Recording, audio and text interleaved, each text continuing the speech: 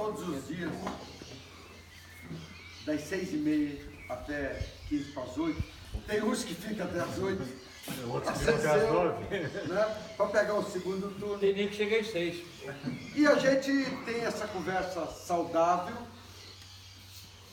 entre amigos, e dentre essa conversa saudável sempre surgem as notícias de jornal. E que, como todo mundo aqui é contribuinte, empresário, paga imposto e tal, tem o interesse em discutir o Brasil. E nós, meu irmão Mandeiro, discutimos o Brasil todo dia.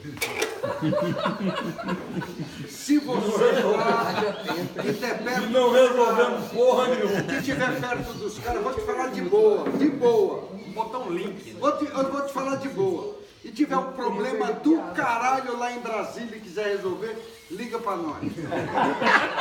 Aqui vai sair um apanhado lúcido. Não hoje. E do caralho. Então, como nós discutimos o Brasil o tempo inteiro, Tem um representante municipal aqui e também, né? essa riqueza jovem aí, como a gente discute o Brasil, discute política, discute tudo o tempo inteiro, a gente discute muito o que a gente lê. O Daúde tem informação privilegiada, mas nem todo mundo tem. O Daúde sempre tem uma formação. Não, você sempre vai tem. cair a torre Eiffel do segundo andar, cai. Então o Daúde tem um valor agregado. Tem valor agregado, tal, cara. Mas nós, a periferia, nunca temos, tal. Como nós temos uma Sumidade. oportunidade de tê-los, e você, eu tenho você em alta conta, como irmão há muito tempo. Acho que você é o cara, acho que você é o cara da nossa geração, que você tem uma puta de uma posição como deputado federal, você é uma liderança nacional na medicina, você construiu, e eu não estou falando porque eu leio, eu estou falando porque eu estive lá, que você sabe, nós vivemos juntos, e eu vi o tanto que você cresceu como uma liderança regional. Eu digo, sem dúvida nenhuma, que hoje você é, dentre os deputados federais, o cara que está no top. É o cara mais articulado, é o cara que sai de Brasília numa missão para falar nos congressos de medicina no Rio de Janeiro sobre a Polícia Nacional, que fala lá no Ceará, que fala no Brasil inteiro sobre o problema da medicina, da saúde, que é o problema crônico do país. Então eu queria o seguinte, já que a gente ouve muito dos outros, ouvisse de você em 5 minutos, como é que está essa porra desse país? Como é que está o Congresso? Como é que você vê? 5, 10, Mas se precisar extrapolar, nós permitimos. fala o tempo que você quiser, o seguinte, diz para nós o que você está vendo e para onde nós temos que ir. Isso é a Marcela. Ou para nós Fala aí. Que a turma, ele foi matar o Michel, nós falamos, mata a Marcela também, não é o Michel. E a Marcela, que é Marcela? Mulher do Michel. Mulher do Michel. Eu ia pedir licença para falar sentado. Querendo saber da Maria. Gente, eu estou aqui em casa porque todos vocês aqui, de uma maneira direta ou indireta, são influências, são referências para a gente que está na vida pública, alguns por ligações familiares centenárias, outros por ligações de amizade recentes, mas enfim, todos nós aqui nos reconhecemos de alguma maneira como atores desse tempo que a gente está vivendo. O momento que a gente está passando, não dá para fazer uma análise desse momento sem voltar um pouquinho no tempo para a gente entender aonde que a gente está.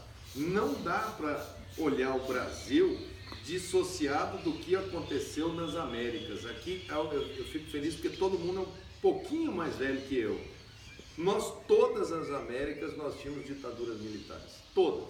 Brasil, Argentina, Paraguai, Uruguai, Chile, Venezuela, todos nós tínhamos um regime que perdurou dos anos 60 até o final dos anos 80. Isso foi comum a todos. Vocês eram jovens, todos vocês, e viram e experimentaram aquele momento. No final dos anos 80, toda a América foi para eleições diretas. Todos esses regimes caíram igual dominó. Caiu o Paraguai, caiu a Argentina, caiu a Venezuela, caiu o brasileiro, caíram todos. Na época, o Bill Clinton estava nos Estados Unidos e promoveu uma onda de redemocratização, era o fim da Guerra Fria, tinha caído o Muro de Berlim. Nós fomos todos para as eleições diretas. A minha geração entra nesse momento, quando teve a direta já, que a gente achava que se a gente votasse para presidente, o problema todo estava resolvido. E nós fomos com essa ânsia toda, e toda a América do Sul e Central também foi para as eleições diretas. Nós elegemos os presidentes e tínhamos todos esses países o mesmo problema. Nós herdamos das ditaduras militares hiperinflação, que concentrou a renda muito grandemente aqui em cima, um mercado consumidor pequenininho e uma base miserável. Isso era comum a todos esses países. Toda a América foi na sequência para quê? Vamos domar a inflação. Todo mundo foi atrás de plano econômico. Nós tentamos plano cruzado, plano Bresser, plano Collor, até que nós acertamos com o plano real, a Argentina acertou com o Astral, enfim, outros dolarizaram, acertaram a política econômica. Para acertar essa política econômica no Brasil, vocês viram que o Fernando Henrique Cardoso, na época, congelou salário, não deu recurso para universidades, congelou, botou a lei de responsabilidade fiscal, fez um travamento no gasto público, montou a privatização, montou agências reguladoras e montou um modelo de país onde nós iríamos ter um Estado desse tamanho e uma iniciativa privada que iria assumir o papel de investimento e o Estado teria um papel determinado dentro da sua competência de Estado, ligado principalmente à educação e investimento público em infraestrutura. Esse era o Brasil daquela época. Ele termina aquele governo, assim como vários outros governos terminam, e vem um outro ciclo. Quando você estabiliza a moeda, você vem um ciclo de tirar dinheiro da área super concentrada aqui em cima e jogar dinheiro na base da pirâmide para criar uma nova classe média.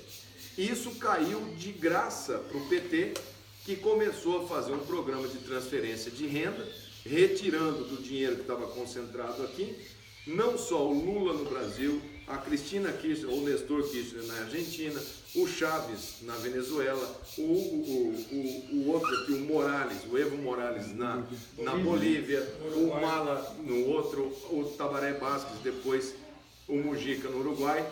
E essa fase é uma fase em que o chefe do poder fica extremamente popular. Tão popular que em praticamente toda a América mudaram a Constituição para permitir que esses chefes de Estado tivessem um terceiro, quarto, quinto, sexto, oitavo mandato.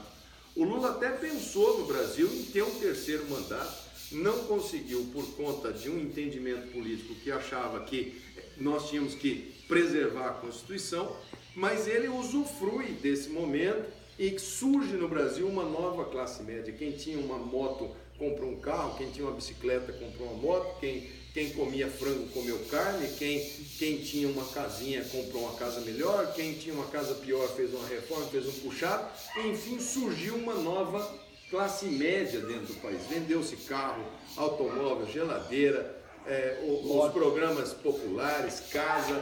Foi um momento em que houve uma percepção da população de que havia chegado a vez dos brasileiros. Naquele momento, o Brasil fez isso através de uma política de Estado. Na economia, o Keynes é quem fala isso, que o Estado joga dinheiro para ser um arranque, mas que você tem que, ao lado disso, dar condições para a iniciativa privada ser a locomotiva do país.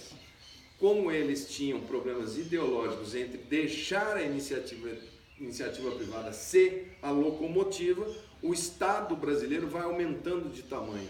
Voltam as estatais, volta o intervencionismo do Estado na atividade privada, as regras começam a não ser regras claras e vem uma crise internacional com a China diminuindo a atividade econômica, commodity caindo, o que nós vendíamos de minério de ferro, de soja, enfim, de produtos primários se deprecia. O Lula chama a população e fala, não, eu vou dar mais crédito, consumam, que nós vamos conseguir atravessar essa marolinha. Faz um crescimento artificial de quase 8% no último ano do seu mandato, chega a uma popularidade de 82%, elege a sua sucessora, a Dilma Rousseff. A Dilma entra na presidência da República, acredita que aquilo de intervir no Estado é a solução dos problemas, discorda do mundo inteiro que está ajustando o custo e aposta em isenção fiscal, isenção tributária. As contas públicas começam a entrar no vermelho, vermelho, vermelho, vermelho, vermelho. Nós não fizemos o caminho para a iniciativa privada tralhar, porque o Estado estava ali. Ela começa a botar para baixo o preço da gasolina artificialmente, para baixo o preço da energia elétrica artificialmente, começa a mexer nas regras de setores chaves da economia. O país vai embicando, embicando, embicando. Chega 2013, véspera, um ano da eleição, ela começa a trabalhar o orçamento público para que esses números não cheguem na eleição de 2014, manda um orçamento para o Congresso com números que não eram a realidade, manda esse orçamento em agosto, setembro, atravessa a eleição em novembro, dezembro. Após a eleição, chama aquele Joaquim Levy que fala, o número estava errado. Na verdade, o Banco do Brasil havia pago isso, a Caixa havia pago aquilo, nós temos que reconhecer isso como débito, e isso caracteriza essas pedaladas fiscais. Mas ela insiste que ela teria força política para mudar o rumo da prosa, põe o Joaquim Levy, mas o próprio PT não quer, naquele primeiro ano da Dilma, ser o partido que vai dar o remédio amargo.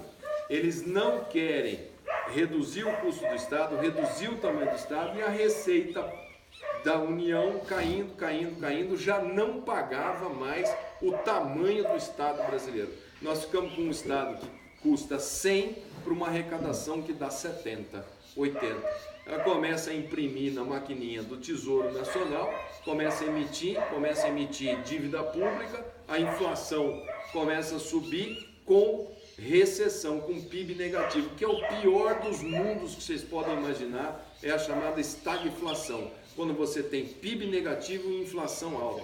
Começamos a perder renda, toda esta gente que ganhou no primeiro momento passa a perder emprego, passa a perder oportunidade, uma geração de jovens dentro das faculdades sem ter empregabilidade, o desemprego nos jovens vai às alturas.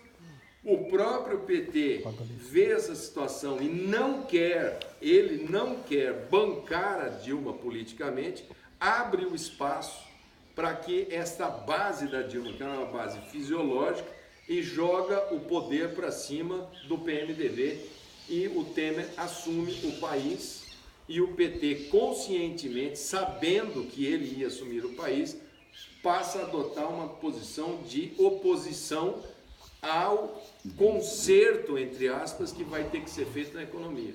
Não existe mágica. Se você pega uma economia doméstica, se você ganha 10, você não pode gastar 20. Se você ganha 10, você tem que gastar 8 e economizar 2, 9.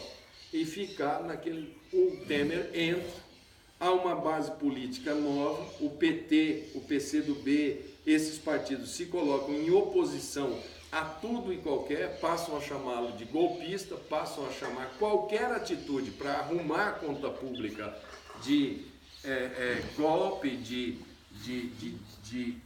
questão de